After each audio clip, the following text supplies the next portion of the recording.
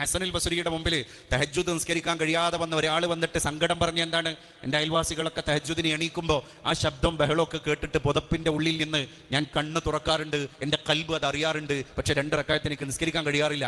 അതേ അവസ്ഥയാണ് ഇന്ന് നമ്മുടേത്. എന്ത്? Android version of Quran, soft copy of Quran, hard copy of Quran. പക്ഷേ ഒരു ദിവസം 10 ആയത്തുകൾ പോലും ഓതി പാരായണം ചെയ്തിട്ട് ദിവസം തുടങ്ങാൻ നമുക്ക് കഴിയുന്നില്ല. എന്താണ് കാരണം? കൽബ് തെറ്റ്. കൽബിൻ്റെ ഉള്ളിൽ പുഴുക്കുത്തുകൾ വീണ് കഴിഞ്ഞാൽ ഒരു അടിമയുടെ മുമ്പിൽ ആദ്യം ഉണ്ടാകല് എല്ലാ സംവിധാനങ്ങളും അവൻ്റെ മുമ്പിൽ ഉണ്ടായിരിക്കും, പക്ഷേ ഹിർമാനു നിഅമ, ഇത്തരം നിഅമത്തുകളിലേക്ക് ആക്സസ് ഉണ്ടാകൂല, അത് അവന് തടയപ്പെടും. എന്തോ ഒരു പ്രശ്നത്തിൻ്റെ പേരിൽ അവൻ അങ്ങോട്ട് എത്തില്ല. അതിലാണോ പുതിയ ലോകം എന്ന് നമ്മളൊക്കെ നമ്മളെ നഫ്സിനോട് ഹാസിബു അൻഫുസക്കും ഖബ്ല അൻ തുഹാസബു എന്ന അർത്ഥത്തിൽ ചോദിക്കേണ്ട സന്ദർഭം കൂടിയാണ് എൻ്റെ പ്രിയപ്പെട്ടവരെ ഈ പുതിയ കാലം. അതുകൊണ്ട് ചിട്ടകളെ ഉണ്ടാക്കിയെടുക്കുക. അൽ ഖൈറു ആദ വശർറു ലജാജ. ഖൈറു ഒരു ആദത്താണ്, ഖൈറു ഒരു ആദത്താണ്. അതുകൊണ്ട് ഖുർആൻ എപ്പോഴും ഖുർആനുമായിട്ട് ബന്ധപ്പെട്ട് ജീവിക്കുക. ഖുർആൻ അനീസ് ആണല്ലോ നാളെ ഖബറിൽ. എന്താ ഈ അനീസ് എന്ന് പറഞ്ഞ വാക്കിൻ്റെ അർത്ഥം? സുഹൃത്തിന് പല ഭാഷയുണ്ട് അറബിയിൽ. ഖലീൽ സുഹൃത്താണ്, സ്വദീഖ് സുഹൃത്താണ്, ഹബീബ് സുഹൃത്താണ്, റഫീഖ് സുഹൃത്താണ്. പക്ഷേ ഹു ഈസ് അനീസ്? അനീസും സുഹൃത്താണ്. പക്ഷേ അനീസ് എന്ന സുഹൃത്തിൻ്റെ അർത്ഥം എന്താണ്? ആ സഹൃദയൻ്റെ കൂടെ നമ്മൾ ഇരുന്ന് കഴിഞ്ഞാൽ നേരം പോയതറിയില്ല, സമയം പോയതറിയില്ല. അവൻ എൻ്റർടൈൻമെൻറ്റ് ചെയ്യുന്ന, നമ്മളെ എൻ്റർടൈൻ ചെയ്യുന്ന ഒരു സുഹൃത്താണ്. 2 മണിക്കൂർ പോയത് അറിഞ്ഞിട്ടുണ്ടാകില്ല. അവനായിട്ട് വർത്തമാനം പറഞ്ഞ് ഇരുന്ന് കഴിഞ്ഞാൽ ആ ഖുർആൻ നമ്മുടെ ഖബറിൽ അനീസാണ്. ഖലീലല്ല, റഫീഖല്ല, സ്വദീഖല്ല. ഖബറിൽ പോയി കിടക്കുന്ന ഒരാളുടെ ഖുർആനെ ചേർത്ത് പിടിച്ച് ജീവിച്ച മനുഷ്യനാണെങ്കിൽ നാളെ ഖബറിൽ ഖുർആൻ അയാൾക്ക് അനീസാണ് എന്ന് പറഞ്ഞ മഹാന്മാർ പറയാണ്.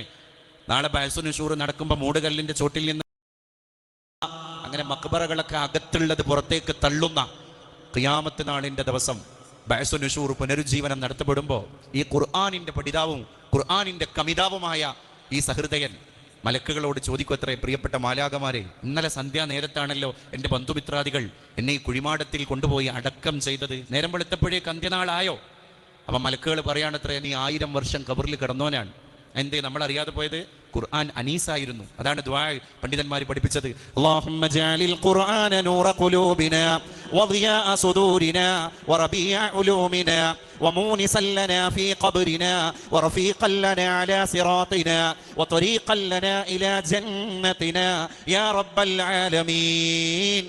അവിടെ മൂനിസൻ ലനാ ഫീ ഖബ്രിനാ. സോനെ ഖബറിൽ ഞങ്ങൾക്ക് ഖുർആൻ നേരം പോക്കിൻ്റെ കൂട്ടുകാരൻ തന്നെയാവണം, മൂനിസാകണം. അപ്പോൾ ഖുർആനുമായിട്ടൊരു ആത്മബന്ധം ഒരാൾക്കുണ്ടെങ്കിൽ അയാളുടെ മനസ്സിൽ പിന്നെ കുശുമ്പുണ്ടാകൂല, കുന്നായ്മ ഉണ്ടാകൂല, മറ്റൊരാളോടുള്ള ആഢ്യത്ത മനോഭാവം ഉണ്ടാകൂല, അഹന്തയുണ്ടാകൂല, മറ്റുള്ള അധസ്ഥിതരോട് വിവേചന മനോഭാവം ഉണ്ടാവില്ല. കാരണം എന്താണ്? ഖുർആനാണ് അവൻ്റെ ഖൽബിനെ ഭരിച്ചുകൊണ്ടിരിക്കുന്നത്. അതുകൊണ്ട് അവനെ ഖുർആനിൻ്റെ ഒരു സ്വഭാവം. ആയിഷ ബീവിയോട് സ്വഹാബ എന്ന് ചോദിച്ചില്ലേ, കൈഫ കാന ഖുലുഖു റസൂലില്ലാഹി സ്വല്ലല്ലാഹി അലൈഹി വസല്ലം? ഒറ്റ മറുപടി, വകാന ഖുലുഖുഹു അൽ ഖുർആൻ. ഖുർആനായിരുന്നു അവിടുത്തെ പ്രകൃതം. ഖുർആൻ ഒരു പ്രകൃതമാവുക, ഖുർആനിൻ്റെ മാസ്മരികത നമ്മുടെ സ്വഭാവങ്ങളിലൊക്കെ തന്നെ ബഹിസ്ഫുരിക്കുക.